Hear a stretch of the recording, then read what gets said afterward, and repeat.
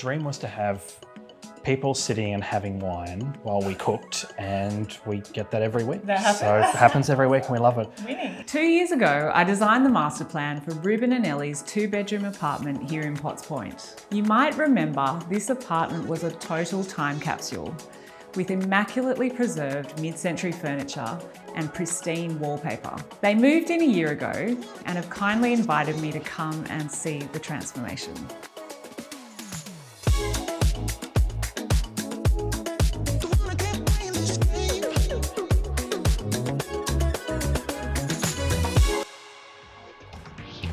When we first walked into this apartment, we loved it.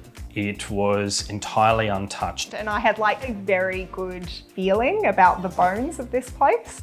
It was nostalgic, it reminded me of my childhood. And when we got the apartment, it actually came fully furnished. It was a deceased estate, and you could see the touch of the lady who'd lived here beforehand and the choices that she'd made. And we've tried to keep, where possible, some of that, so there's a continuity from her into our homes.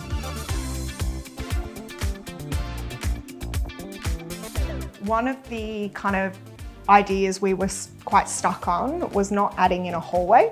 We thought a hallway, they're usually a darker space, they're not a space you necessarily live in.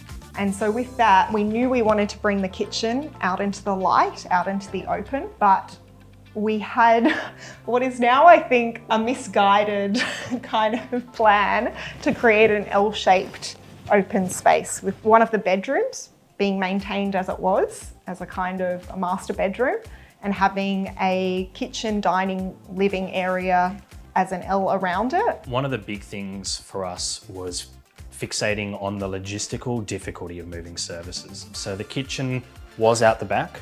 We brought it all the way to the front. And the way that we managed to do that was to have an abseiling plumber hang off the roof in order to run pipes out the side of our 6th floor apartment. And we were really resistant to doing something like this at the beginning. And so the apartment shape that we brought to the process initially was really configured to be as easy as possible to do. So less demolition of walls, less complex plumbings, etc. I think one of the things that Georgina brought us around on was getting the big things right, getting the big structural changes right and not compromising on those.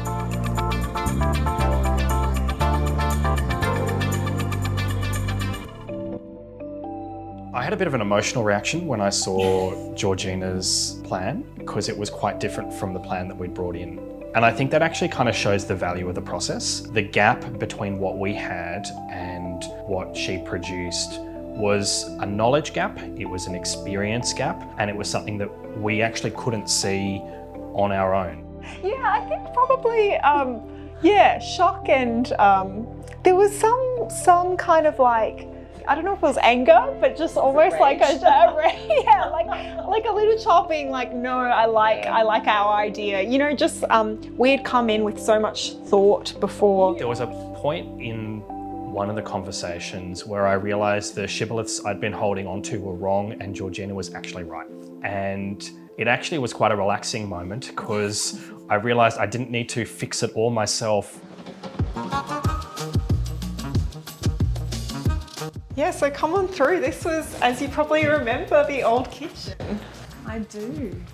I can't believe it. So this is my grand designs moment. I would not recommend that anyone do what we did with the wallpaper. So all of the walls when we moved in were covered in this lovely vintage wallpaper. And because we were going to be knocking down some walls and covering others up, I decided it would be a good idea to painstakingly peel each sheet of vintage wallpaper off the wall. I initially tried using a steamer, but that damaged the wallpaper. So instead I got a small plastic tool and painstakingly prized the wallpaper off, working in complete silence so that I could hear if the wallpaper was starting to rip. Well, it was the only room in the house that didn't have wallpaper and we wanted it to feel like it was continuous and cohesive. So we painstakingly peeled this off the other room and transported it over here, and put it up. It took 4 times as long as I could ever have imagined. It was very hard.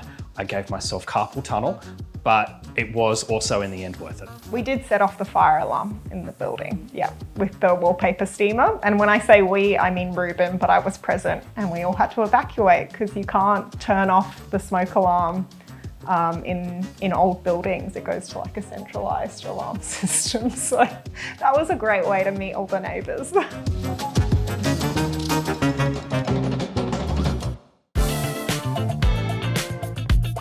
So this was the living room, right? This was the living room. This was like the main room and it only had the south-facing windows. It is a beautiful room, but probably better as a bedroom, right? Definitely better as a bedroom, yeah. The idea that kind of we wanted, you know, that L-shaped kitchen living and like to miss out on even half of that Western facade would have been so misguided. And I think part of it was like, not being able to easily conceptualize it being different from what we saw. We saw it as a living room because that's the way the original plan was. And to kind of, make the mental jump, I think. Is that the sort of hardest thing? Is it the mental jump? I think so. I think imagining something quite different to what's in front of you. She came in with just some very excellent kind of rules of thumb that were contrary to the kind of like setup we had created. And even though I was attached to that setup, I knew she was talking sense. To your credit, I think the way you presented the idea based on these kind of first principles of, you know, bedrooms near the bathroom, the best window facades for the living space, like that made it easier to actually understand it was the better idea. Like it was the better, exactly. If we go through to the corridor, we can show you another impact that you've had on the layout. I'd like to see that. So the corridor is actually a place where your intervention made a big difference. Okay. Because In what way? the old, like the plans, the very heavily detailed plans that we brought to you didn't have this, had us with a little L shape instead. I love that you get the view from the moment you walk in. And so this used to be the blue bedroom and the orange bedroom with the wallpaper, and they knocked the wall out and turned this into a lovely big space. My main sort of interest with the location of the kitchen was that you would not have it in the best part of the floor plan, so that you would have living space next to a window, dining space next to a window, and kitchen. You've got another window, which is really lucky, but basically back in the sort of less good part. Another thing that I remember from our early discussions was how adamant you were that you don't have a TV. And we've maintained a no TV lifestyle somehow, If we did really want like the home movie setup, we could do a projector but we just love how social the space is. We've really tried to find the little things of the old apartment that we can keep in the new. We've tried to keep lights where we can, keep the wallpaper, keep the little period features. Once you get rid of them, you can't get them back. The plan is we're going to have Banquette seating put in underneath the window there with a bit of storage underneath. And you've got a table there that doesn't have corner legs, so you could even use that table. Ellie's childhood table. Yeah, from Adelaide. Is it? Yeah, moved all the way. Oh, that's amazing. What I love most about this home is just the feeling of old meets new world. I think it's a style that we enjoy a lot, is kind of that contrast of old world with the kind of wacky flair of more modern things. The parquetry wood as the floor base with, you know, the detailing on the ceilings and the wallpaper, but then a very nice open kitchen, you know, with stone bench tops. And I think we weren't afraid to kind of deviate maybe from like modern standard styles and just like insert our own flair. And I think I feel that when I'm living here, and that feels nice. I think living in this apartment has felt exactly the way that we hoped it would when we first walked through before we bought it. It might sound crazy to people who live in a bigger space, but this feels really spacious for us because we spent many, many, many years living in an even smaller apartment. And one of the beautiful things about living in a tight space is how every square centimetre needs to be used. Everything has to have a purpose. And we feel like that, I think, about this space. Every inch of the apartment is used and it does a job. The way I feel when I'm at home or when I've just arrived home is that I'm in a sanctuary. It feels like a space that doesn't feel out of place in terms of who we are. And I think the master plan that was created really opened up everything that this apartment has to give. We didn't really want our house to say things to other people about who we were. We wanted a house that spoke to us and that allowed us to be the people we were in it.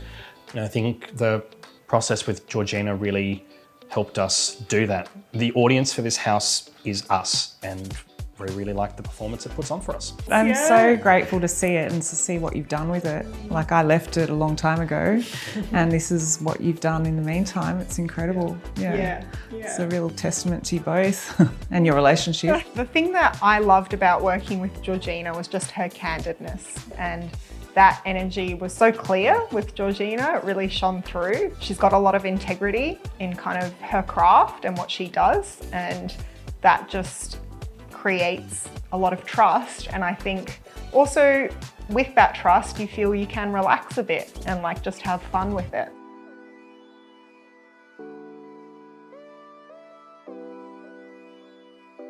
As we've seen, the right foundation is rarely obvious. The best value I can bring is to show you the right master plan for your home.